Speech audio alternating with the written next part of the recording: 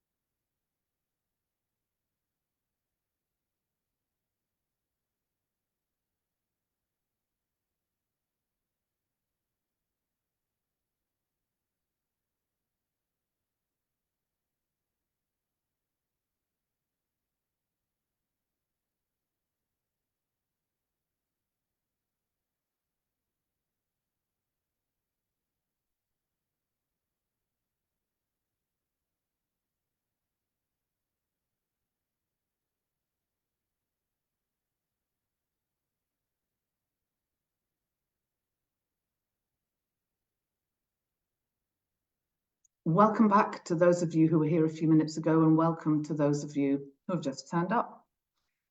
Hello, my name's Bridget Bennett. Thank you and welcome to my Facebook Live launch of my new book, Anti-Slavery in the Dissenting Atlantic. Before I start, I want to thank LSU Press for everything they've done to help bring this book out into the day, and especially Sunny for being here this evening, my time, to make sure this all works properly.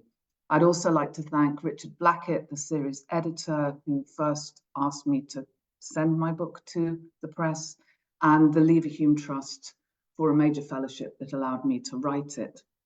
So this is a book that engages with a historically situated set of relationships, chiefly focused, but not exclusively focused, on communities of dissenters in Yorkshire, in Newcastle, and in Pennsylvania, in the decades roughly between the American Revolution and the passing of the 13th Amendment. It's a book that turns away from more familiar sources of abolition, and it uses print as just one of a range of origin stories and brings together scribal and manuscript sources, sewing objects, conversations, letters, conversations, and all the quotidian activities of daily life. And the book looks like this. I think that the press has done a really magnificent job with it. They've taken a map of the Atlantic from 1848, and they have turned it on its side that way, making it a slightly dissenting from the norm axis. And in addition to that, they've very beautifully, I think, incorporated some of the major features of the first chapter, where I look at embroidered samplers. So they have some of the stitching that I talk about here and here. They've done this throughout. They've done it on the back as well. So in this instance, I'd like to say, do judge a book by its cover, because it's a beautiful and excellent cover. And I really hope that that's the thing you might judge it by, and be persuaded to buy it, even if the contents don't live up to the cover.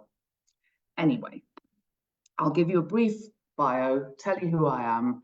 I'll talk a bit more about the book, and I'll take you through the process by which I came to this project, which was a kind of project that was, for me at least, slightly unexpected. I really didn't think I would write this book, but I have, and I'm glad I have. And thank you for coming along this evening to listen to me talk about it. So my name, as I've said, is Bridget Bennett. I'm Professor of American Literature and Culture at the University of Leeds in the UK.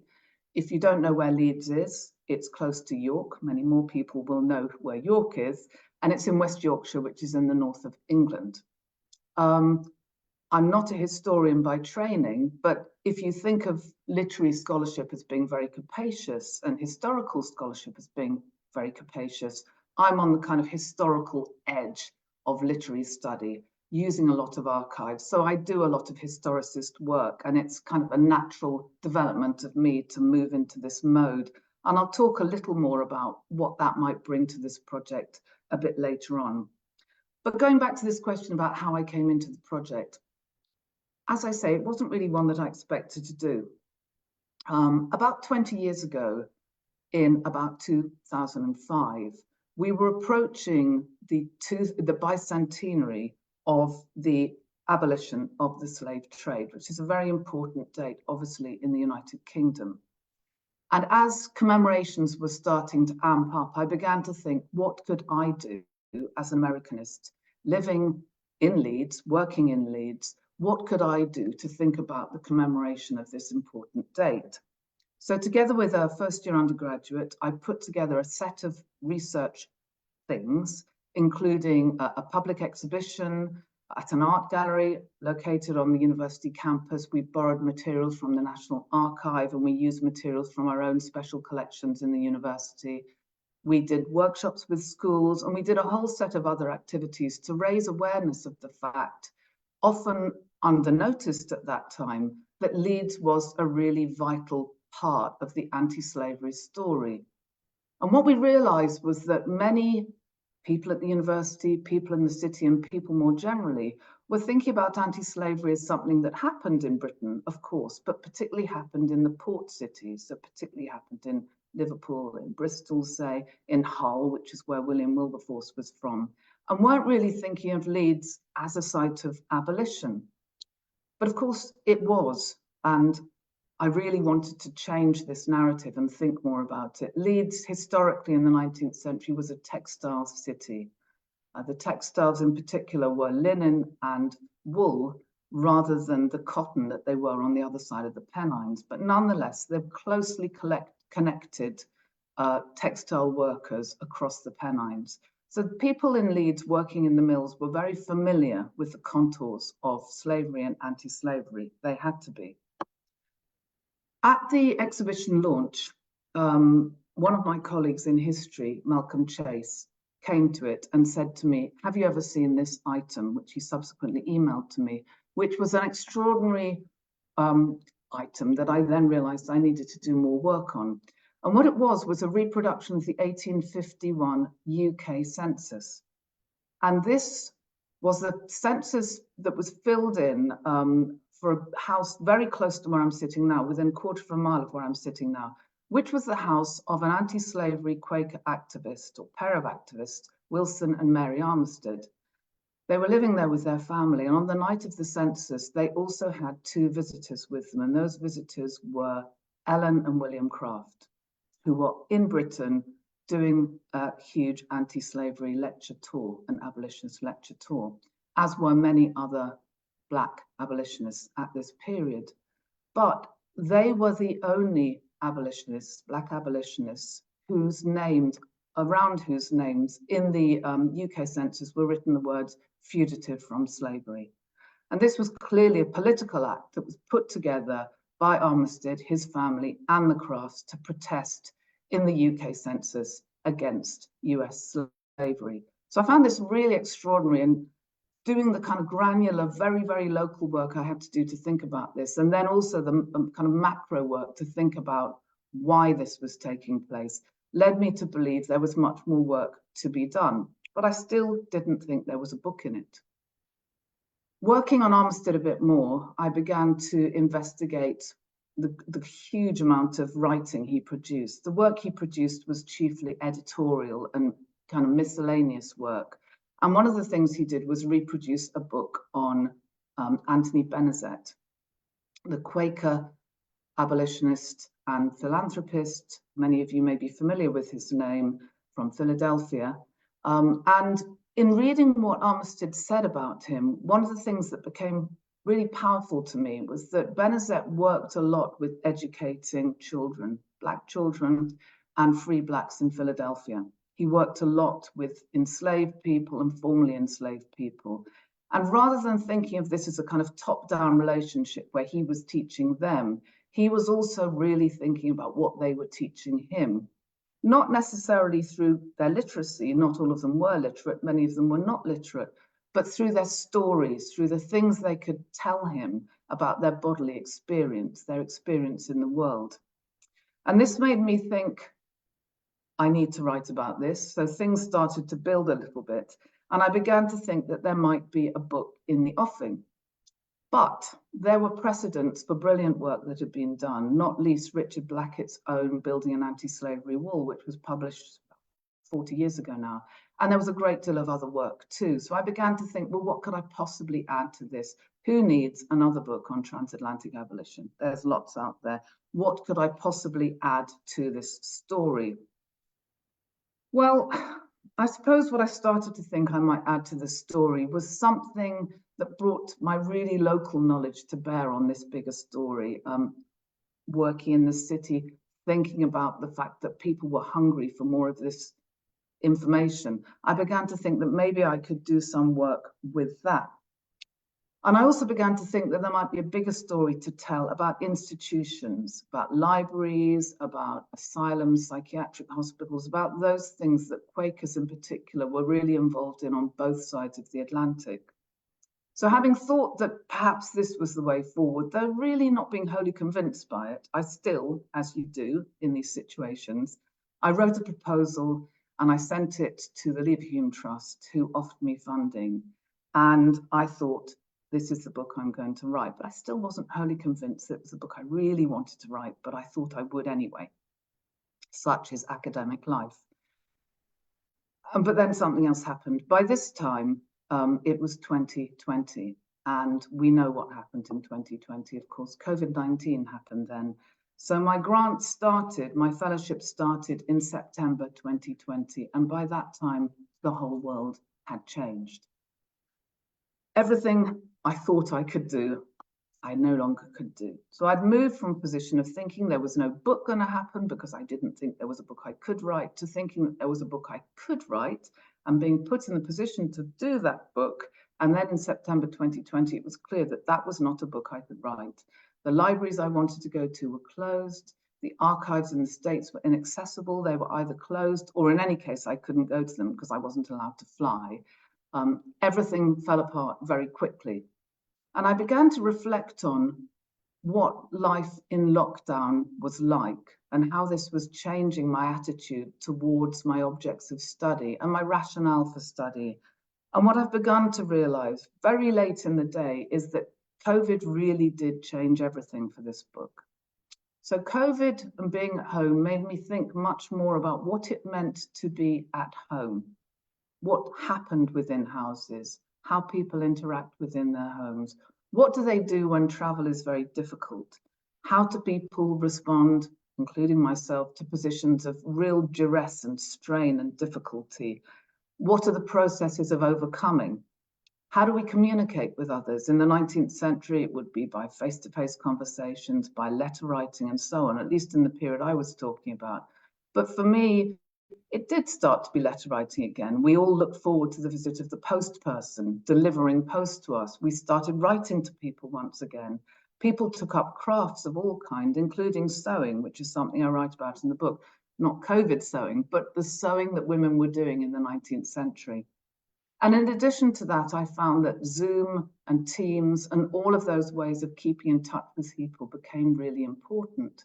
And I began to focus much more upon something I'd previously been thinking about, but had put behind me, on what happens within houses, what happens within the home.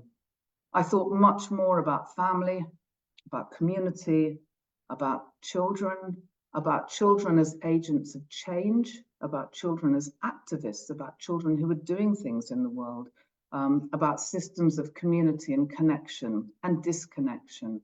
And I thought much more about how people sought, as I said, to overcome things.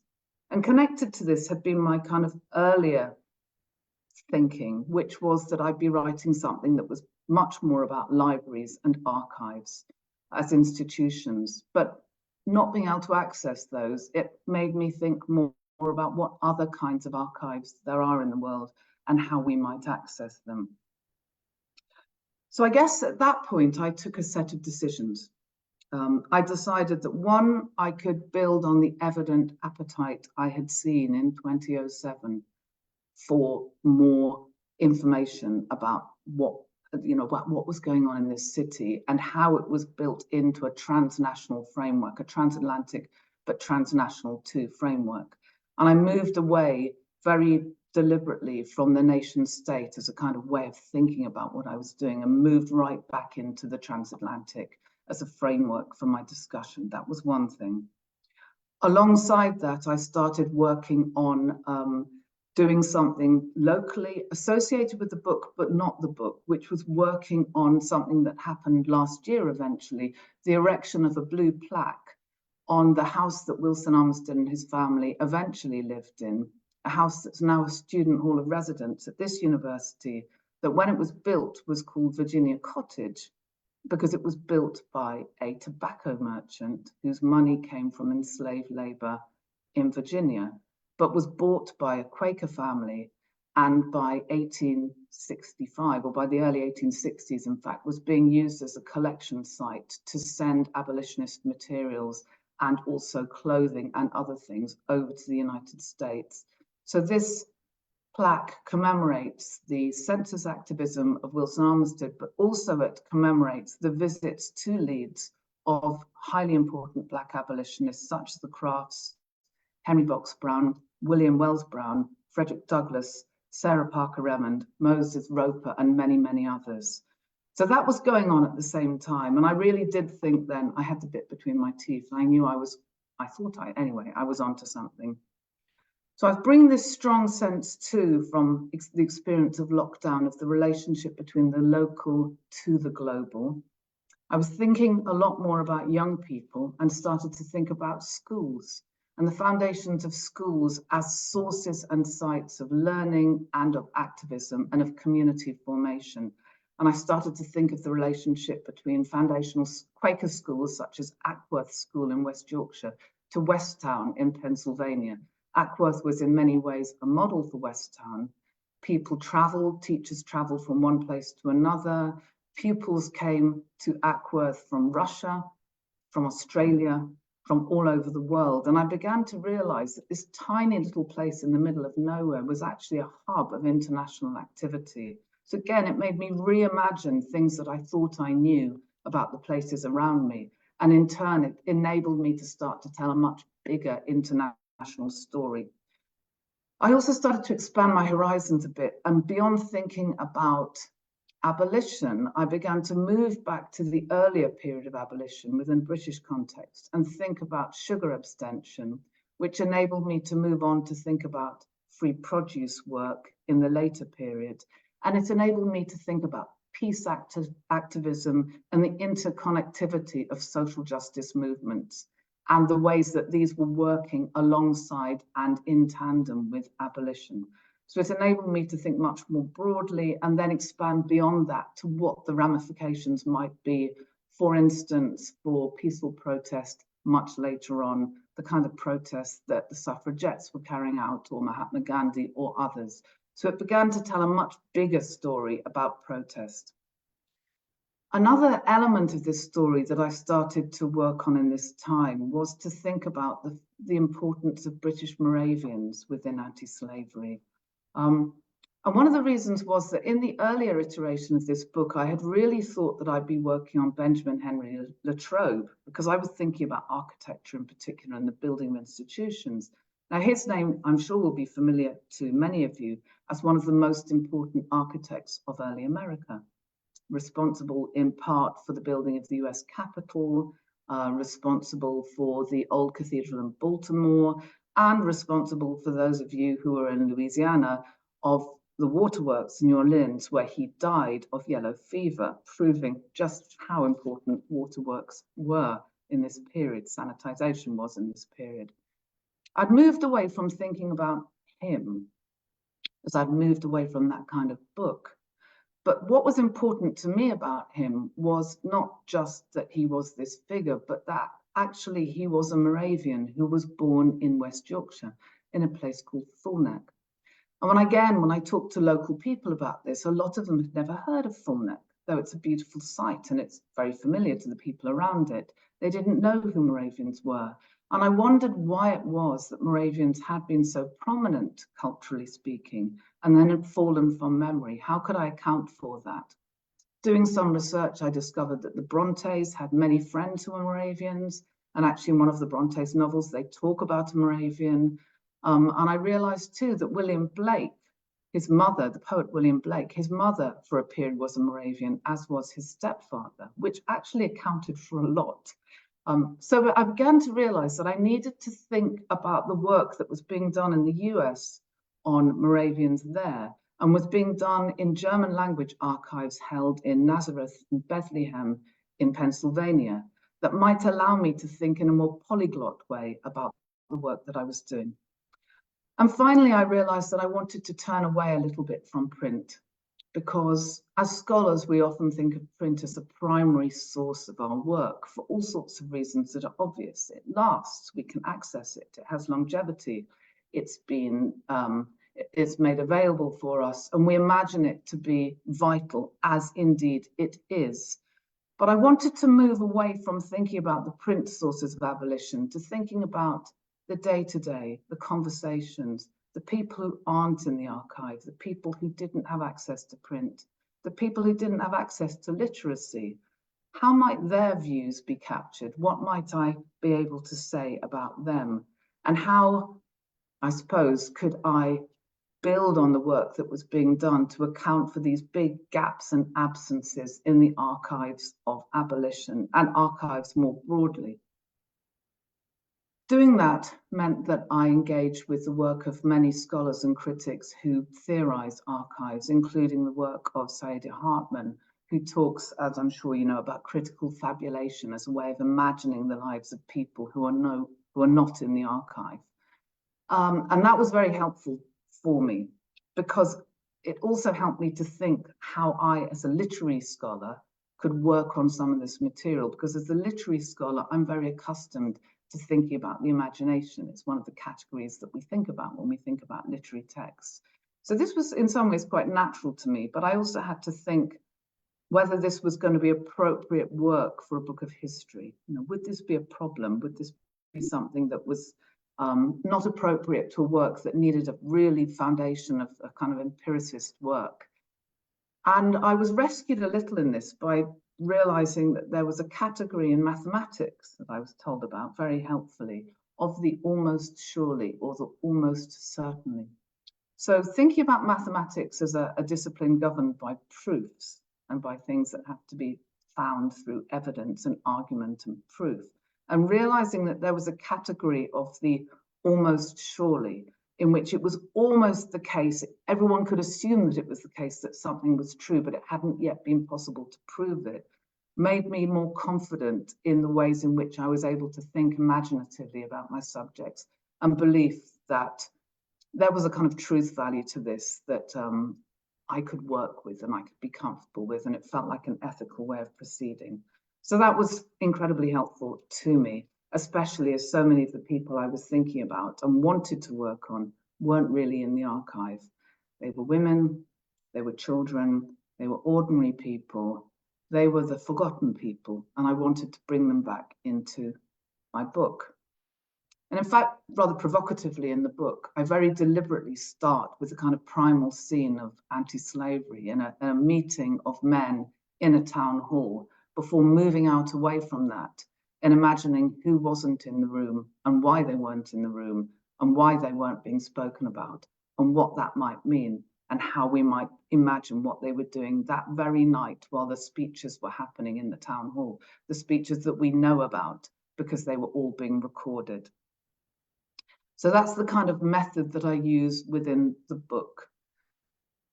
I just want to speak a little bit more about structure then, to think about what the book looks like and feels like, because it was very important to me that the book had a particular kind of feel. I wanted it to have a storytelling feel. I wanted to tell a set of stories. I wanted it to be an academic book. This is a book that has not one, but two pieces of punctuation in its title.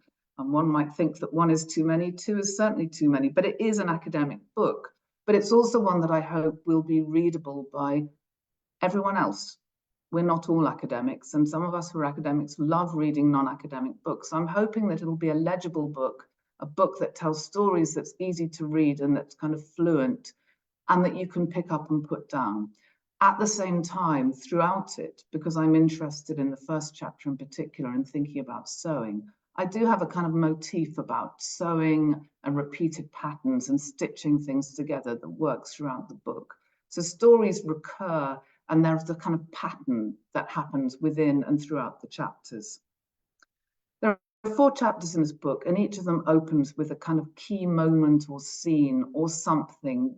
Thus, I hope that readers will find as they reach the end of one chapter and start the next, there's a kind of familiarity which will take them forward.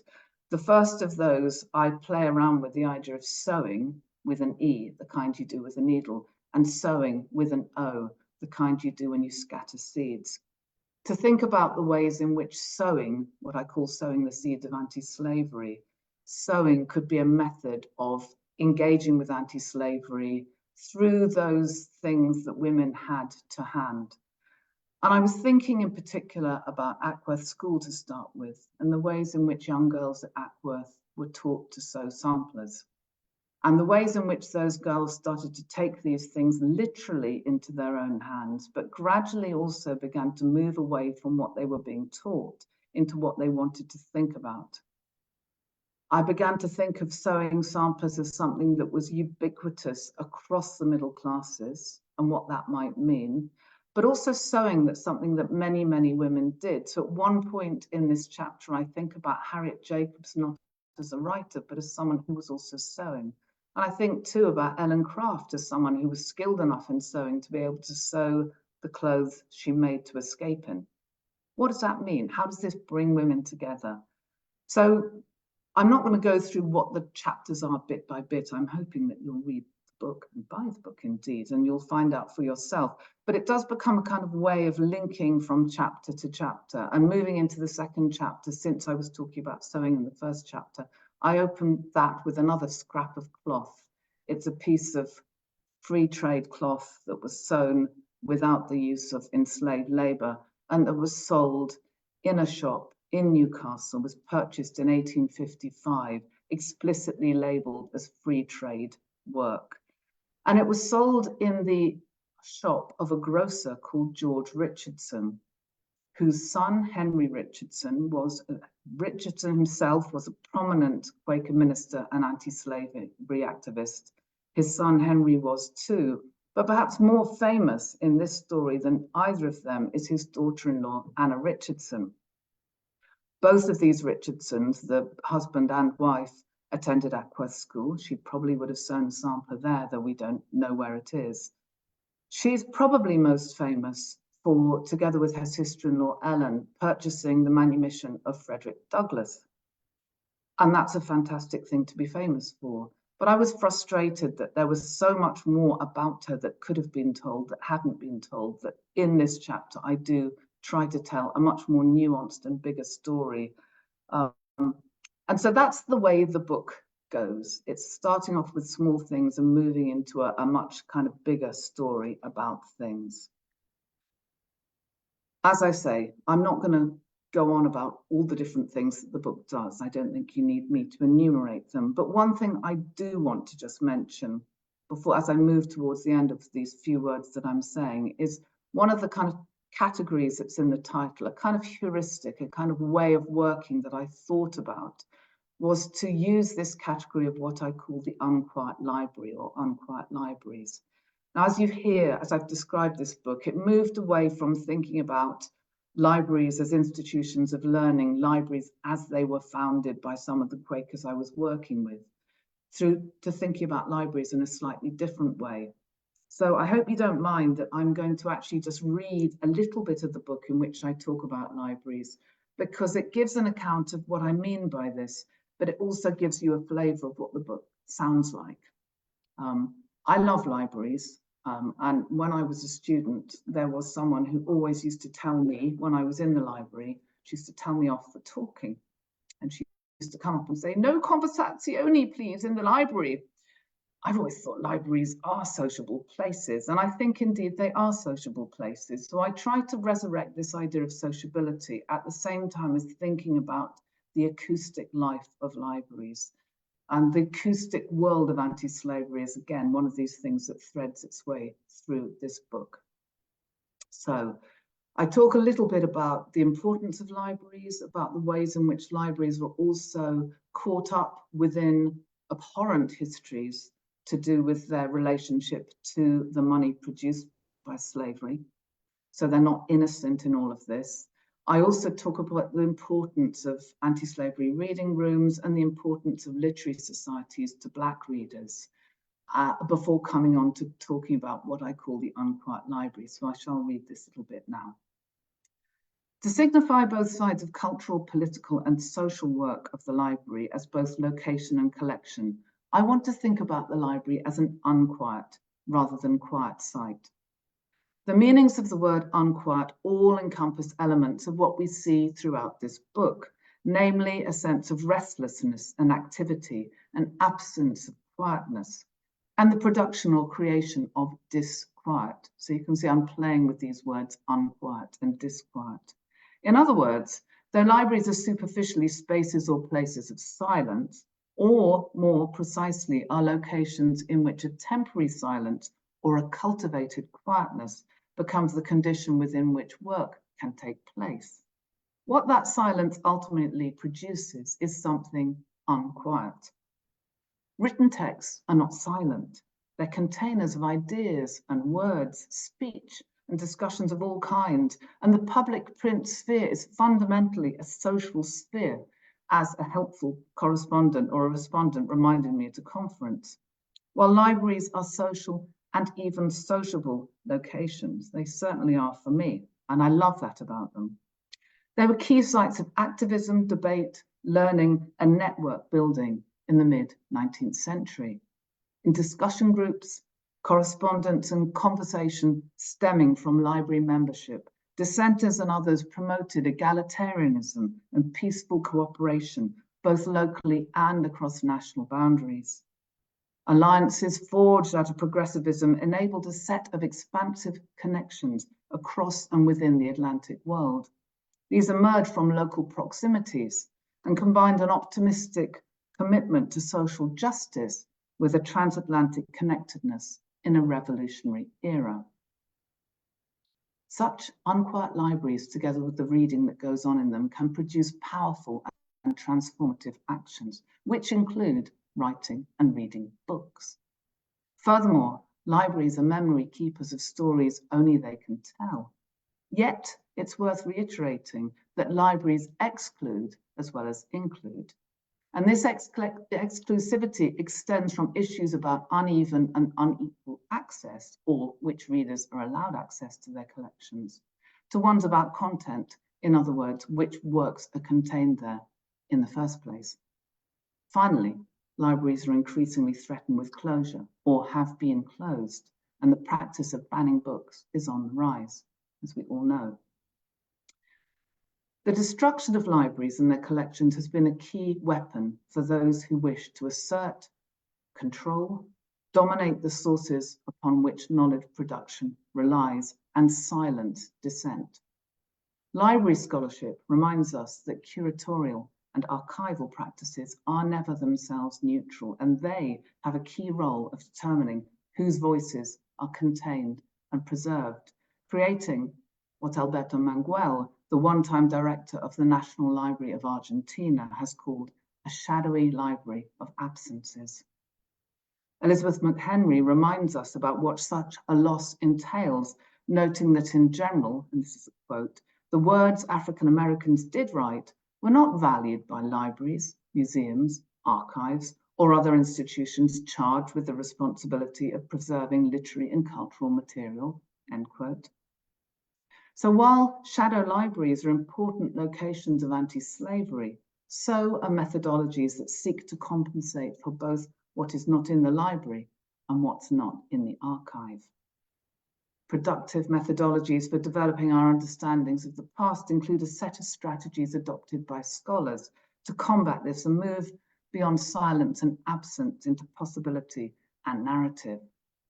By invoking the unquiet as a category of investigation, I reimagine contemporary scholarly relationship to archival material and what it speaks to, thus opening up dialogues that emphasizes the speakerliness of archival material, rather than what might otherwise get framed as long-standing silence. So as I say, that's my kind of key open-ended kind of heuristic for thinking about some of these things and bringing something into fruition, into writing as well. So I'll end here and say thank you for listening, and to say I'm also very much open to questions and also for you to contact me subsequently should you so wish. But thank you for listening. Thank you. Our first audience question comes from Earl.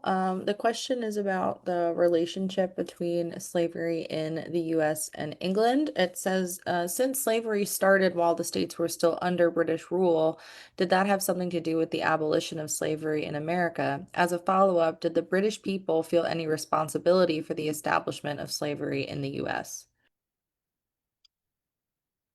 Thinking of the follow-up first, it's very interesting, isn't it, that the British accounts of anti-slavery often highlight a British saviour role and a British leadership role in the abolition of slavery, while diminishing British responsibility for slavery.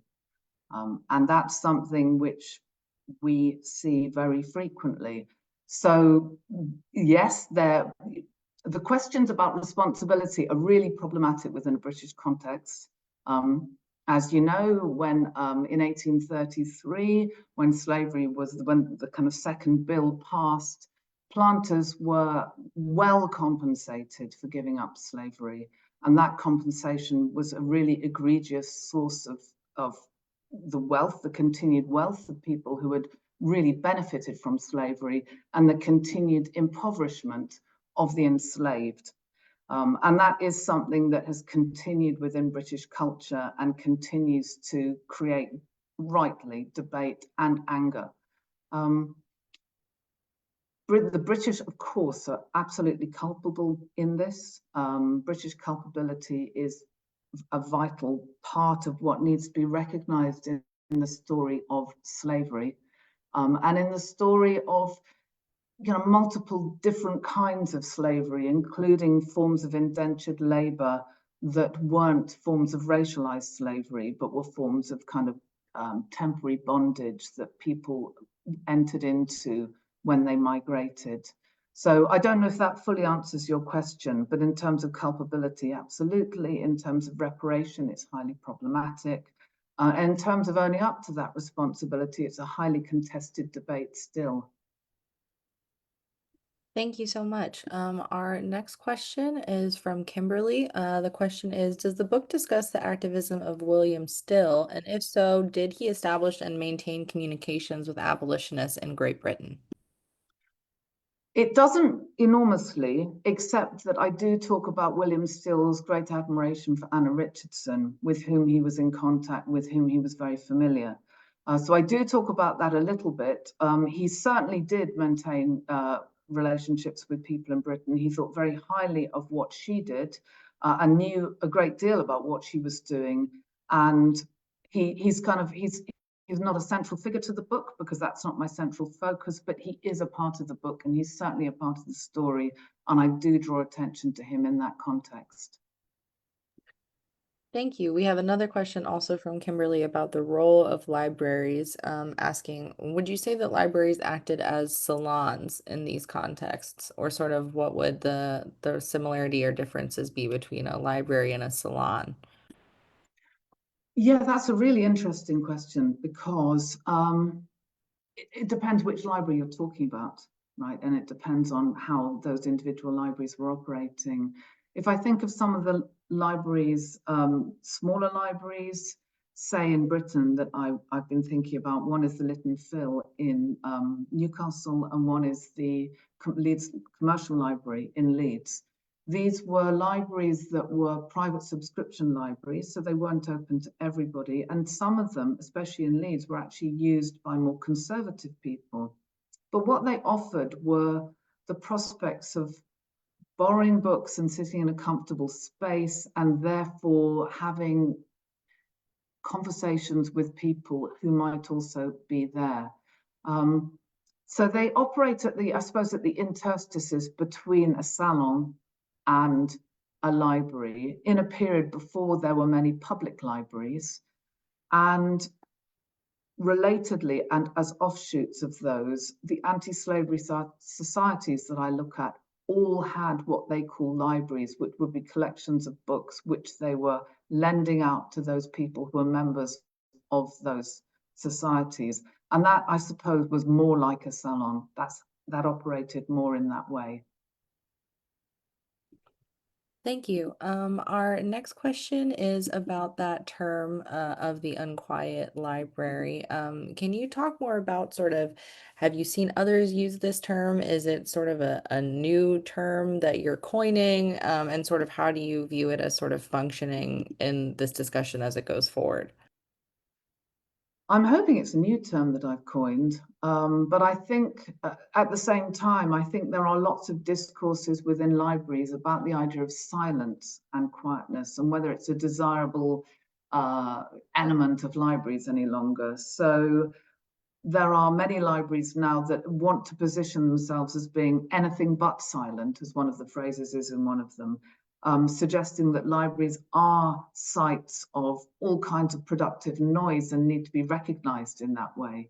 And that actually, if you relegate yourself to silence, there is a question about whether you are also relegating yourself to not mattering and becoming insignificant. And I think that that's a kind of really interesting larger question about how we imagine silence. Is silence something that is powerful and full of possibility and the precursor to something, or is it acceptance and the kind of laissez-faire and opting out? And I do play within the book with both of those ideas. There's a point at which Anthony Benezet, talking about slavery, says, can we be both silent and innocent? What happens if you're silent? Do you lose your innocence? So yes, I think libraries are using terms to do with noise and silence, though possibly not the unquiet. I haven't heard that as a word that's being used. To think about their responsibility in society, to think about their role in society, and to think also about the kind of library crisis, which is the library as a space that is increasingly being threatened with closure, being defunded, being regarded as a place that is promoting ideas and thoughts, thank God it is, but that, challenge the status quo. That is what the library should be, surely. But some governments don't like that. Many governments don't like that. And we know, of course, that one of the first things that regimes do when they want to stifle their population or a population they're conquering is to destroy institutions of learning. It's a very quick way of doing that. Thank you so much. We had another question here. I think it might have disappeared, but the question was about the location of some of these abolitionist groups in Britain. The commenter noticed that they were located in the north part of the country and was wondering if that geographic similarity was relevant to why abolitionists were in those locations. Yeah, thank you for that question. The reason I focused on the north is because that's where I'm working, but also because I wanted to do that kind of local work, but also because Yorkshire and this part of the north of England was where the biggest population of Quakers was. And many Quakers from this part of the world were migrating to Pennsylvania. So there's a kind of mass of people here. Here and also in Newcastle. So that's a part of the reason. It's a really important location of that group of dissenters, that group of religious nonconformists. This is where they were living. And therefore, this is where the work that they were doing were. But they're not they're quite mobile people. You know, a number of them are ministers. They're moving up and down the country. They're moving across the Atlantic and coming back again. There's a great deal of movement throughout this book and amongst the lives of these people. So despite the fact that I kind of stress in the book throughout that abolition is something that often takes place within the home, where people are living, where they're writing letters and doing the work they're doing and gathering materials and gathering money and putting it together and sending it off in the post. At the same time, these people, or some of them, are moving around quite a lot to other locations. So if we're thinking of the British side, the Quakers I look at are sometimes traveling to Ireland or up to Scotland or down to London and Stoke Newington in particular, where there are a number of Quakers, and indeed to Bristol. But also some of them have family that moved to Canada, moved to Pennsylvania and Ohio in particular, or other parts of the US, or indeed moved to other parts of the world entirely. Thank you. Our next question is from Earl. Question is, was religion a driving force in abolishing slavery, or was it simply the ideal of freedom? It's a combination of the two, isn't it? There's a big side because it's such a big question. It's a really good question. It's both, isn't it? I mean, abolitionists so many abolitionists were religious. And there were many religious people who were not abolitionists. And many abolitionists who were religious wrote frequently about the disgrace of churches, Christian churches, that did not support abolition. So I guess it's a complex picture.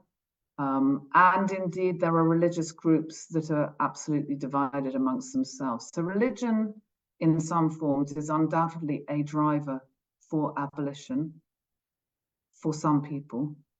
But on the other hand, and I think of this particularly when it comes to the complicated story about Moravians, Moravians were staunchly dedicated to converting people of African origin, to treating them as spiritual equals, to engaging with them in all kinds of ways, and at the same time encouraging them to believe that the place they were in life was a place allocated to them by God, and that's where they should stay, which meant not freeing them from slavery or not encouraging them to free themselves from slavery. The story isn't absolutely true across the board, but broadly speaking, that is the story. And that's a really complicated one, isn't it? Because there was a commitment to spiritual equality, but not to, and in some ways to social equality, but not to equality in terms of freedom. And then, of course, there are many people who are not religious, who are wholly committed to freedom. And there were many abolitionists who were also had a more complicated relationship to race. So were abolitionists, but didn't necessarily believe in racial equality. So I think it's a very complicated picture of, we have to be very nuanced and not flatten out not allow these terms to flatten out the complex range of sometimes very different positions that are encapsulated within these big words, anti-slavery or abolitionist. Thank you. Our next question is, what are you working on next? Is it something similar? Is it something different? Tell us about that. So I'm working at the moment on a set of things that have kind of that came up in the work that I was doing, but I haven't really developed. And I've just finished writing something on a really fascinating Quaker literary annual. So it's actually quite a literary reading of a piece of print that was published on both sides of the Atlantic and takes Quaker writing into what I think is quite a new realm. So that is exciting. But I'm also wanting to move back into thinking much more about the home as a site of radical activism. So I'm working on something which is about homemaking, radicalism, and slavery and anti-slavery at the moment. So I'm hoping that that's the work I will be continuing to do in the future. So thank you for that question. I think we're all done now. Is that right, Sunny? That's right. Yep, we can go ahead and Right. say thanks and goodbye to the audience. I shall do that. So thank you, audience, very much for coming along. If you wish to buy this book, and if you wish just to judge it by its cover, it's certainly an excellent book. If you wish to buy the book, there's a link in the chat which will give you 40% off it. What a bargain. Surely you should buy 2 copies each and give one to a friend. But thank you very much for coming, and I hope it's been as enjoyable for you as it has been for me. Thank you.